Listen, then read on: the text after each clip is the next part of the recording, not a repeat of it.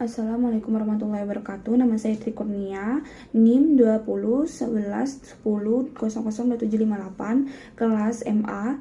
Saya akan mempresentasikan PPT saya, pengaruh profitabilitas reference, ukuran perusahaan dan risiko bisnis terhadap kebijakan dividen pada perusahaan manufaktur. Oke, saya akan membacakan slide pertama, yaitu abstrak. Kebijakan dividen berkaitan dengan pengalokasian dan pendistribusian laba yang dimiliki perusahaan. Penelitian ini mencoba menjelaskan mengenai pengaruh beberapa variabel, yakni profitabilitas, reference, ukuran perusahaan, dan risiko bisnis. Sampel dalam penelitian ini adalah 6 perusahaan manufaktur yang terdaftar di Bursa Efek Indonesia periode 2013-2017. Dan pendahuluan, latar belakang, perusahaan memiliki 6 fungsi utama, yakni pemasaran, keuangan, sumber daya manusia, dan operasional. Perusahaan memerlukan aset untuk membiayai seluruh kegiatan operasional perusahaan. Aset perusahaan harus dikelola dengan baik sehingga perusahaan mampu mencapai tujuannya. Selanjutnya tinjauan pustaka. Terdapat beberapa teori tentang kebijakan dividen. 1. Agensi teori merupakan teori mengenai keterkaitan antara pemegang saham dan manajemen perusahaan. Agen. Keterkaitan kewenangan antara pemegang saham dan manajemen perusahaan terjadi di mana pemegang saham sebagai pemilik perusahaan.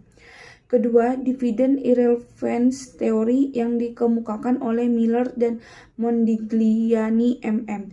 Berpendapat bahwa saat perusahaan memiliki peluang investasi, maka pembayaran dividen tidak mempengaruhi kekayaan pemegang saham. Ketiga, bird in the hand teori. Teori ini dikemukakan oleh Gordon dan Linter yang menyatakan bahwa pemegang saham ini lebih menyukai burung di tangan kapasitas. Selanjutnya, metode penelitian. Penelitian mengenai kebijakan dividen menggunakan pendekatan kuantitatif bersifat asosiatif dengan tujuan mengetahui keterkaitan variabel penelitian. Sugiono 2017.9. Penelitian dilakukan pada perusahaan manufaktur yang terdapat di BEI periode 2013. Ukuran perusahaan diukur dengan logaritma natural (ln) dari total aktiva. Ukuran perusahaan pada perusahaan manufaktur yang terdapat di BEI periode 2000 dari total aktiva. Ukuran perusahaan pada perusahaan manufaktur yang terdapat di BEI periode 2013 sampai 2017. Hasil deskripsi variabel penelitian memberikan informasi terkait karakteristik masing-masing variabel penelitian melalui statistika deskriptif. Hasil statistika deskriptif masing-masing variabel ditunjukkan pada tabel di bawah ini, bisa dilihat oleh Bapak Purwo. Dan selanjutnya, uji heteroskedasitas dilakukan untuk melihat ketidaksamaan varians dari residual satu pengamatan ke pengamatan lain pada penelitian. Sama, ini di bawahnya ada tertera tabel yang saya buat. Analisis linier berganda dilakukan untuk menguji pengaruh variabel bebas terhadap variabel terkait penelitian. Berdasarkan analisis yang ditampilkan, maka dapat dibuat persamaan regresi linier terganda sebagai berikut. Berdasarkan hasil pengujian yang dilakukan, profitabilitas secara positif signifikan mempengaruhi kebijakan dividen. Hal ini ditunjukkan oleh hasil uji regresi di mana koefisien regresi 0,531 dengan taraf signifikan variabel.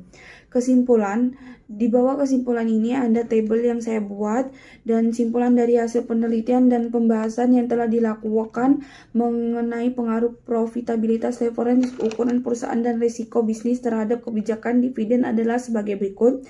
Yang satu, profitabilitas berpengaruh positif dan signifikan terhadap kebijakan dividen pada perusahaan manufaktur yang terdapat di BEI periode 2013-2017. Dan yang kedua, reference berpengaruh positif dan signifikan terhadap kebijakan dividen pada perusahaan manufaktur yang terdapat di BEI periode periode 2013 sampai 2017.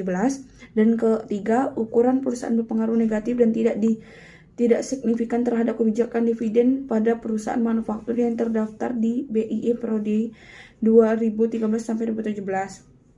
Dan selanjutnya yang terakhir, resiko bisnis berpengaruh negatif dan signifikan terhadap kebijakan dividen pada perusahaan manufaktur dan terdaftar di BIE periode 2013-2017. Sekian presentasi yang saya buat. Jika ada kesalahan mohon dimaafkan. Assalamualaikum warahmatullahi wabarakatuh.